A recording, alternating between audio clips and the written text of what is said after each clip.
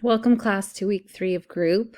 I hope you're all doing well and getting ready for your group projects. We're going to be coming up upon that next week. Just be mindful to make sure you're getting participants sooner than later. I'm not trying to be rude, but I don't want to hear week 4. We don't know any people because we've been talking about this now for a few weeks, and I haven't had any issues with any of you saying that they're having a hard time finding group members. I will say, actually, chapter 5 will probably help you a little bit with, or 5 and 6 will help you a little bit with this, but we're going to have our group be kind of the group you record be like a psychoeducational group. So you're going to pick a topic, work stress, anxiety, nothing too heavy, of course. And you're going to talk about it within your group, work on a coping skill, things of that nature, to demonstrate within the group. So there's some markers that you need to meet in your presentation. So we want to make sure that we're being conscientious to do so. Like I've stated before, there is a rubric in your learning activities. If I go there, I'm going to go there right now, even for myself, because I don't have it memorized. Your learning activities week 4. And there is the group demonstration video where it goes over what the main parts of it is. You're going to be showing the 5 task skills, group member engagement skills, and then how to close a group session. So we're going through like highlighting different parts of group. Most groups will be longer than this, but we're just trying to hit some points, have a chance for you to demonstrate these things coming together for yourself, and trying for you to show the flow of the group and things of that nature. Now, I understand if you're doing this virtually, it feels a little different than if it's in person. Not that that's going to cause you to mark it down. You just want to make sure like you're showing some of your basic attending skills, probably learned in professional practice or in some of your experiences of leading group. You want to show those attending skills while leading a group, even if it's virtual and you're all a bunch of different little boxes on a screen, because those things are important, going forward. In all counseling sessions, whether it be an individual session, a couple session, a family session, a kid session, a group session, we want to have our basic attending skills. So eye contact, active listening, things of that nature. So when we go to the Yalom text and we're looking at chapters 5 and 6, we're looking at how we're building group culture. There is some extra reading this week that's talking about, I'm sorry, I keep taking on and off my glasses because my children make my glasses very dirty. Not to blame it on them, but sometimes I'm like, why is it so hazy? And then I realize it's little fingerprints. But socioeconomic status, social privilege, things of those natures, things we talk about nowadays, do matter sometimes to a construct of a group and the ability for everyone in the group to feel comfortable and or close. So that text, that reading, that article, I think could be helpful for you. Believe it was this last week, there was just like a PowerPoint of a social phobia group. You could see how it was run. And there's also a group demonstration video on this week, just so you know. So we want to make sure, like, as the therapist, we are the technical expert. So we're deliberately being mindful of hopefully being able to be in control of the group, not in like an authoritarian, uncomfortable psycho way. But we want to make sure that we are the people that are in charge of the group. We don't want to reshape the norms. All therapists are to be the ones that are like doing the techniques, doing the social reinforcement. We're performing tasks as well, maybe demonstrating things of that nature. We are positively reinforcing behavior, potentially confronting behavior. We want to act interested, show good listening skills because we're modeling. So much of group, especially as the leader, is modeling for the other group members. Like group, it can be like a family. I've discussed this already a little bit, and it can be very unhealthy and or very healthy. And some people have never experienced a healthy family or group dynamic. And so they might have some unhealthy tendencies. So it's up to us to work through that with our clients, and hopefully give them a different experience than what they've had before, show them what's appropriate, what's not appropriate. And for example, they talk about this in the text. One group member had actively worked on the problems of other members for months, but had steadfastly declined to disclose his or her own problems, which people will notice that. One person is, really helping other people, but isn't kind of sharing anything about themselves. Finally, in one meeting, she confessed that 1 year earlier, she had a 2-month stay in a state psychiatric hospital. The therapist responded reflectively, "Why haven't you told us this before?" This comment, emerging from the therapist's irritation, was received as not being a nice way to say it, was seen as being punitive by the client, and served only to reinforce her fear and discourage further self-disclosure. Obviously, there are questions and comments that will close people down, and we want to make sure we're not doing that, okay? We are trying to open people up. We're trying to get them to want to disclose, feel safe to disclose. Now, this person may not have disclosed for many reasons. Maybe they felt like it was too vulnerable. Maybe they felt like they've been in situations before where they've done things like that and then it's backfired. I mean, who knows, right? Who knows? But the therapist responding in that way, maybe it was countertransference, the therapist's own frustration of like, you've been here this whole time and you failed to mention this and now you're mentioning it, like there was maybe some of the clinician's own frustration, but like we really have to kind of keep that to ourselves. Even though we may be frustrated about those things, we don't necessarily need to make that our client's problem. That's not our client. If anything, we should just be happy they finally said something, right? And I know that can be very difficult with clients, not getting frustrated and kind of keeping our emotions, but that's why we have things outside of our work to help us walk through some of this stuff. Like if this clinician in this situation had a co-leader, maybe they could talk to the co-leader about like, hey, what did you think about when she finally said that? Like, what did you think? What did you feel? I mean, inside I felt like this, but I thought you handled that so well, like having that feedback. Or if you didn't handle well, that person be like, you know what, that came across a little type of way. Maybe we need to talk to that person to see how they're doing, to check in with how that response was. Yeah. So we just want to make sure like we're processing our own things and maybe not necessarily processing it in the group if it's not, if it wouldn't be helpful or if it was going to cause more harm than good. Okay. So we want to be making sure we're setting the norms. So it's up to the clinician. So self-disclosure is a norm.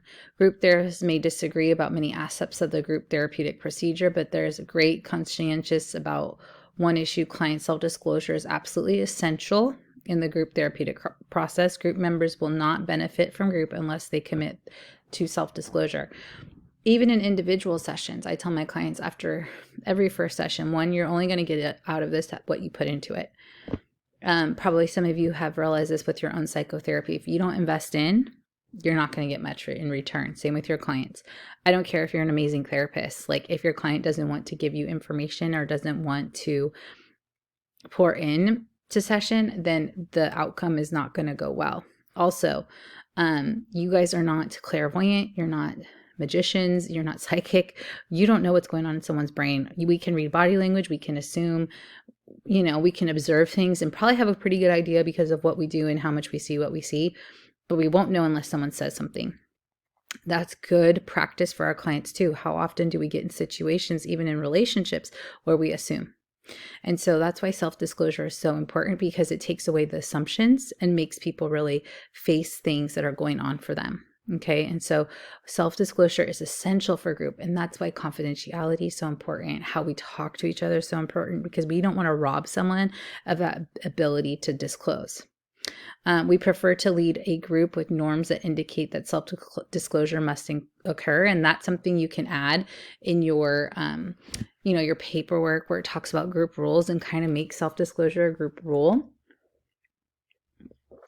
Because it just reiterates how truly important it is. Okay. And I know we can't control that, but it's definitely something that's important, you know. Procedural norms. So exactly, like, for example, we want to make sure people are getting to group, like there's a way we handle group every week. So maybe it's like, because otherwise, if it's just a process group, that might be different, right? Like there might be, but there's still even structure even in our process groups. I don't know why I just said that, but like maybe in process group, there's not a structured like thing that they're talking about, maybe. Whereas if it's a more structured group, you might have a way you're a greeting, maybe introduction if there's anyone that's new. Maybe they go over hangups or things of that nature. And then they maybe get to the material. Okay. So it's the same way. We want to make sure if that's what we do one week, we want to do that every week. Keep mindful of time, what's going on. You know, especially if there are groups that introduce new people, and with still old people being there. I'm not talking about age as far as like if it's an open group, like an AA group. AA groups are pretty routine. They're pretty standard, especially because they're taught across, you know, the nation, the world. There's a way that they do it. That's so you know what you're going to get no matter where you go. It should be the same, you know, ideally. Obviously, some groups are more close than others, but it's a routine. It's structured. It's like we start at this time, we end at this time. So that way people know what they're going to get. They can show up and know they're going to get out in an hour. You know what I mean? That's reassuring for people. That shows consistency. That gives structure.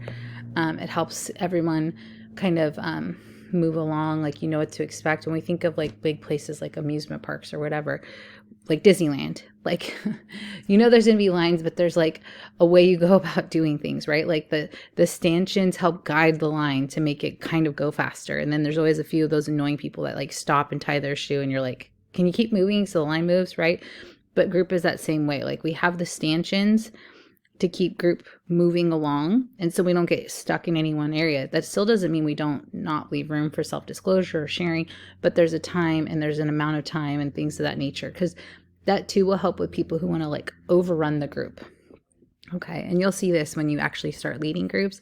There's strong potential for people to want to like overrun the group, and you probably have had these experiences in groups that are psychological and or just more free groups, like a Bible study or whatever. You might have one person that's like shares way too much, and you're like, Cindy's going to share again, you know, whatever it may be.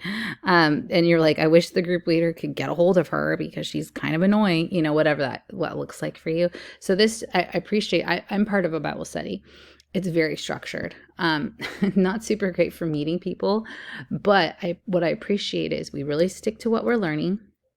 They make it very clear what we're allowed to talk about, what we're not allowed to talk about. They make it really important for you to do the work that's associated with the study. And for the most part, it stays pretty much on track. The leader's really mindful of time.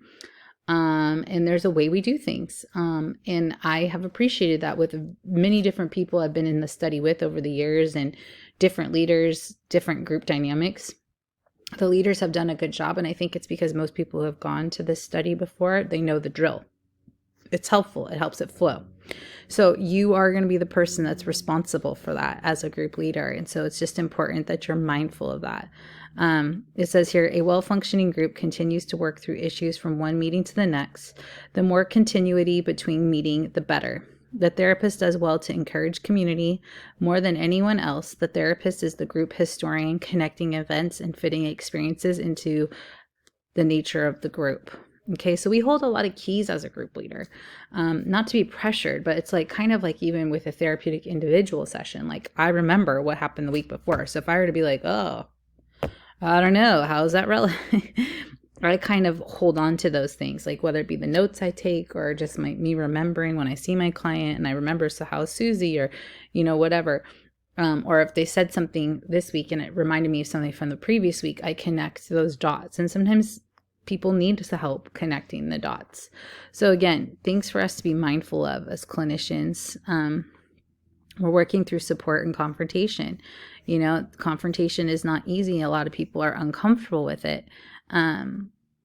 But again, we need to be willing to confront some of those things so we can change behavior. Again, maybe difficult, not always ideal, but this is how people hopefully evoke change in their own personal lives. And if they can work through confrontation with other group members, maybe that will give them courage to confront somebody else. Okay. So the activating phase, that's the here and now. The therapist's task is to move the group into the here and now by a variety of techniques.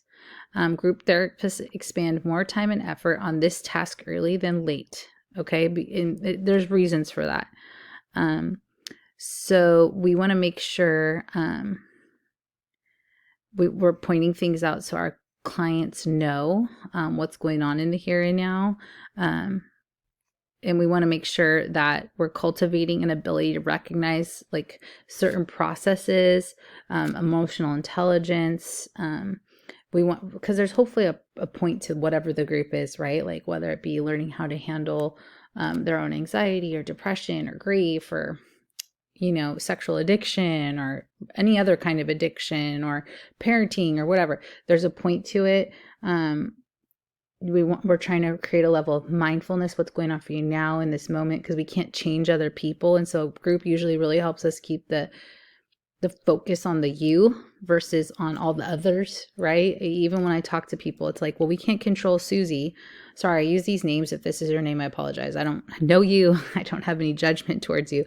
It's just a name I use. But we can't control the Susies in our lives, right? But we can control the you.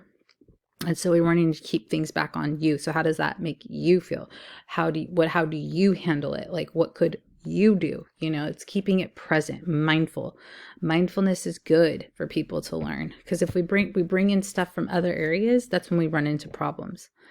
Often it's helpful to ask clients to review their past experiences in the group. If members feel that they've had a bad experience at other times, trying to understand the history of that so that we can work through that in group. That might be helpful to understand.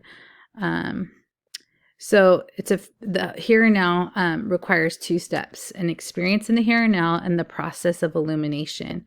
The combination of these two steps allows them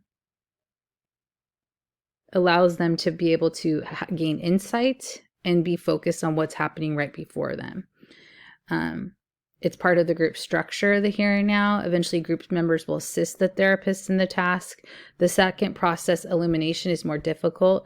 There are powerful injunctions against potentially the process commentary and everyday social interactions that the therapist must overcome. The task of process commentary, to a large extent, remains the responsibility of the therapist and consists, as we will discuss shortly, of a wide, complex range of behavior. So we're going to have to look at some of these techniques, which some of these techniques I think will be helpful for you potentially in your group videos, like trying to ask questions. There's some great examples here in this book, and hopefully you're reading them. Just like even the little vignettes of the situations where Yalom asks questions and is trying to work through the illumination, the activation, the process orientation. So some of the techniques of process illuminations: clients must first recognize what they are doing in their interaction with other people. They must then appreciate the impact of the behavior on others and how it influences others' opinions of them, probably in a positive and or negative way. They must decide whether they are satisfied with that style of themselves. They must exercise the will to change, and they must transform intent into decision, into action. Okay. And it's hard to recognize things we do, even things that we do that aren't amazing, right? But that's how we get change. And probably most people in group are wanting change. Now, some groups are going to be court mandated groups and they're not maybe super open to change. But hopefully in that, there's some level of mindfulness that at least can occur. So maybe a person may eventually change, like anger management groups or things of that nature, you have to realize there's a problem with how you're behaving, because if there wasn't a problem, you wouldn't be in the group, right? But working through reactions, behavior, group members identifying even some of the behavior, that sounds problematic, or that's triggering for this reason, whatever that means. Everyone's kind of working together to try to sharpen, like iron sharpens iron, right? Like, I think sometimes we can see more from each other than we can if it's just you and one person. So I hope this encourages you, helps you a little bit. I look forward to watching your videos. We have one more week. I've been enjoying reading your discussion boards. Thank you for working so diligently on them. I hope you have a good week.